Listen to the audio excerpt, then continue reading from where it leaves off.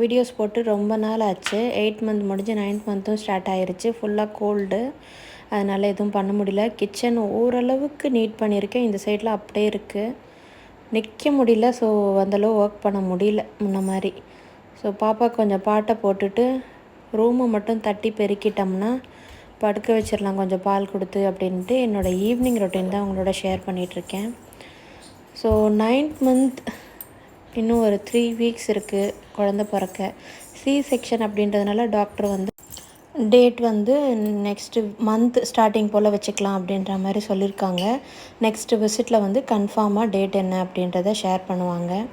So அவனுக்கு கொஞ்சம் பாலை கொடுத்துட்டு ரூமை க்ளீன் பண்ணிவிட்டு படுக்க வைக்கிறது தான் இன்றைக்கி ரொட்டீன் நான் உங்களோட ஷேர் பண்ணியிருக்கேன். இனிமேல் வீடியோஸ் மிஸ் பண்ணாமல் போடுவேன்னு நான் நினைக்கிறேன்.